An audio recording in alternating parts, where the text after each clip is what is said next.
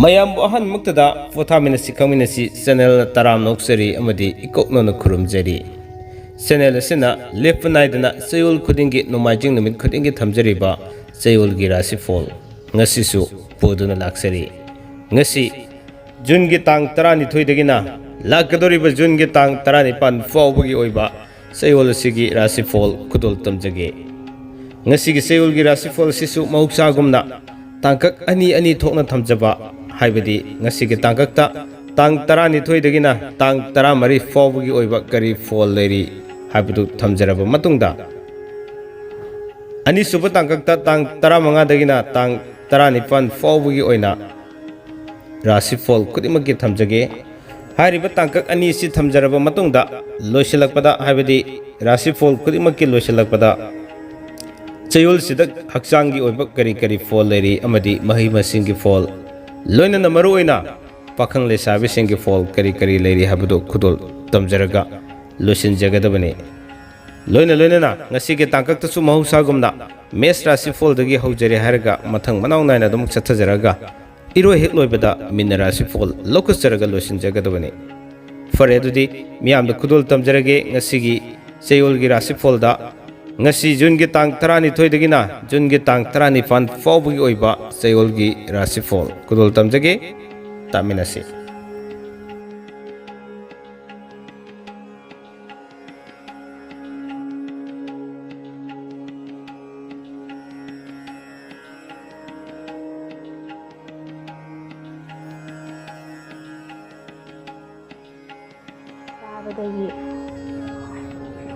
adum angang adum oire adu oire matung ming de famai biro Jimena okay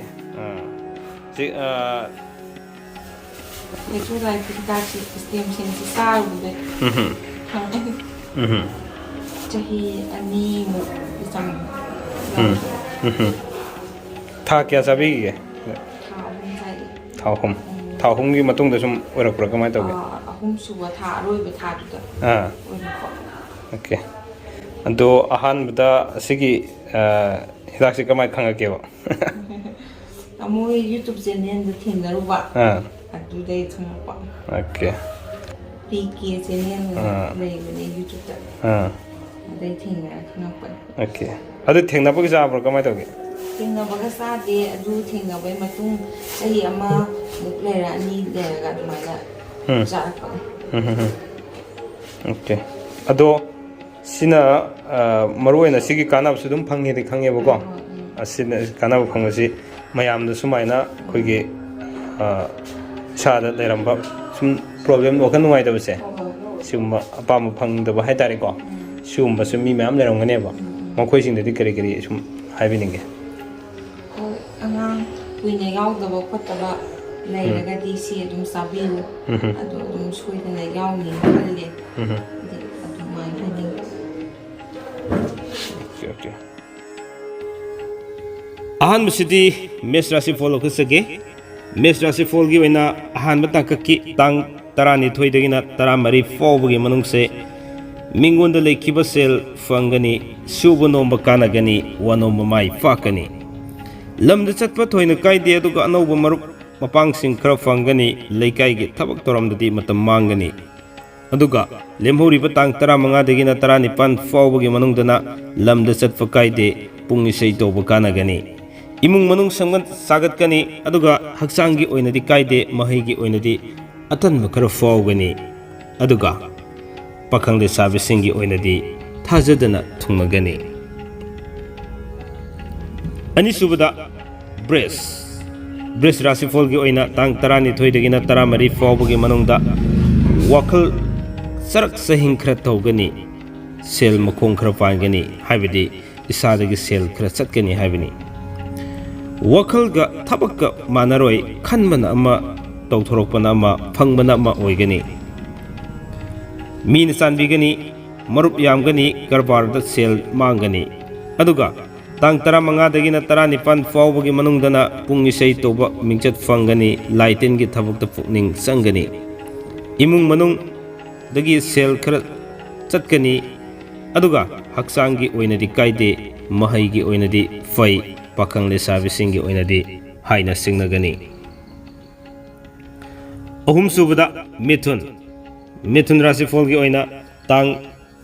tarani thoidagina taramari fawbagi manungda pung isei tawba sel fangani.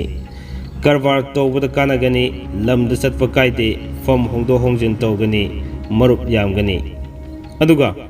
tang tara mangadagina tarani pan fawbagi manungdana mari mata yumda thunglagani thogdok wathok yamgani. Imung manung semgat sagat kani aduga sel makhong pangani haksangi oinadi kaide mahigi oinadi talli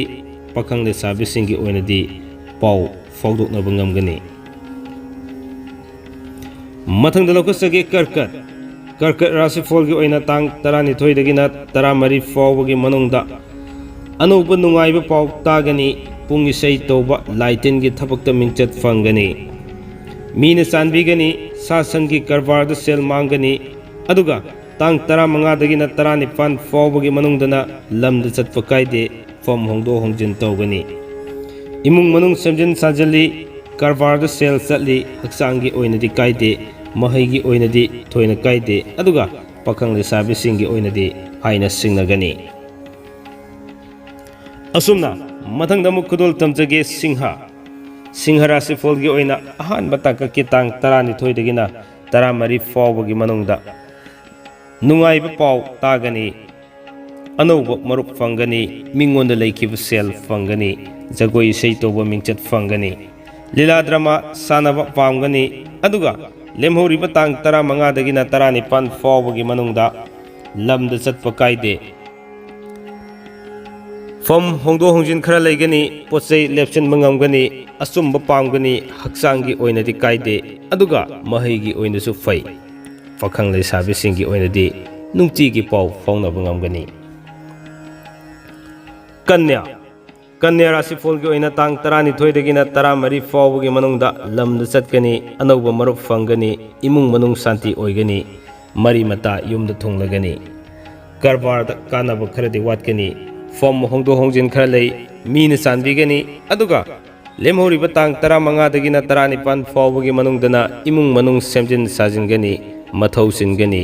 thogdok yamgani. Lila drama yawba mingchat fangani haksangi oinadi thabak nungairoi mahigi oinadi kaide aduga pakhang lesabisingi oinadi thungnagani. Mathang lagu sage tulla Rashifal gi oina tang tarani thoidagina taramari fawbagi manungdana lamda chatkani fam hongani anubu marup fangani mathau chingani kanadaba mafamda sel thadaduna leigani yeknaba yamsilakani. Aduga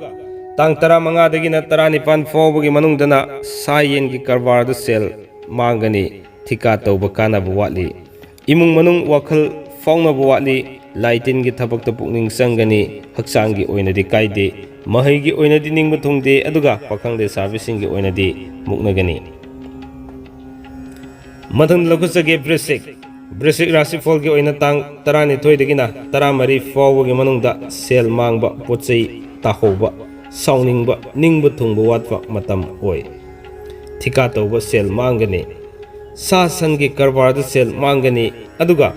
lemhoriba tang tara mangadagina tarani pan fawbagi manungdana fam hongdo hongjin khara leigani lamda chatkani. Section view marupna yeknaba oigani mari mata yumdasu thunglagani kanadabada sel fangchat chatkani haksangi oinadi khuning khara nungaroi mahigi oinadi ningba thungde pakhang lesabisingi oinadi muknagani. Asumna mathangda mu paikasage Dhanu Rashifal gi oina ahan mataka kitang tarani thoidagina taramari fawbagi manungda sel makhong pangani mathau chingani marupna yeknaba oigani imung manung santi oigani leikai gi thabak thoramda pukning changani. Karbarda sel fangani aduga tang tara mangadagina tarani pan fawbagi manungda mingonda leikiba sel fangani lamda chatpa kaide fam kagani mari mata yumda thunglagani haksangi oinadi kaide mahigi oinadi fai aduga pakhang lesabisingi oinadi thungnagani. Mathangda lakusage Makar Rashifal gi oina tang tarani thoidagina taramari fawbagi manungda masa masu mari mataga punna chamin thamin naba fangani lamda chatpa kaide ꯊꯤꯀꯥ ꯇꯧꯕ ꯀꯔꯕꯥꯔ ꯇꯧꯕ ꯀꯥꯟꯅꯒꯅꯤ ꯂꯝꯇꯨ ꯌꯦꯡꯕꯁꯨ ꯆꯠꯀꯅꯤ imung manung semjin sajen ba pojai lepsen bangamgani aduga lemhoriba tang tara manga dagina tara nipan fawbugi manungda lamda adumak chatkani marupna yekna bukhara oirakani mari mata thunglagani loinana kanadaba mafamda sel function tu chatkani mahigi oinadi kaya hainingde haksangi oinadi thoina kaiba leite aduga pakhang le sabe singi oinadi muknagani mathangda lakusage kumba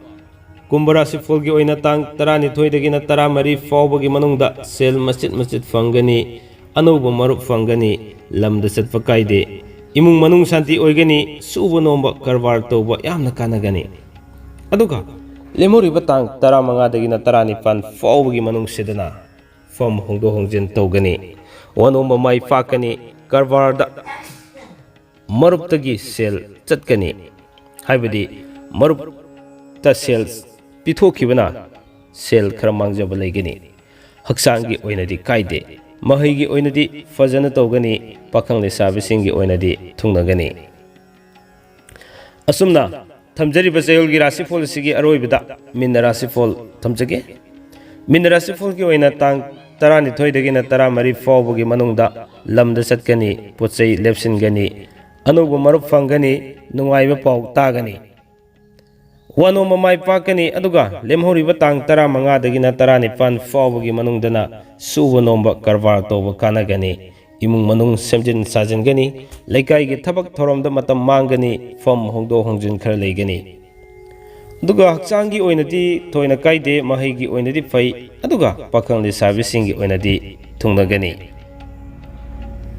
ngasigi thamjariba Chayolgi Rashifal si matang aswaida losinjenabagi tanjadu yorokle miyamna loiba fawba tabiba amadi miyeng tabibagi damak loina isagi apama comment ibirkpagi damak ngamkhoi letana thagasaba phondoksari aina haijakibada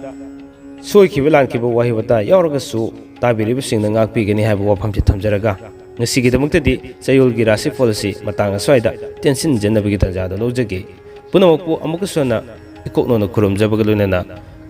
thagasaba phondoksari kanglaifa na yai fare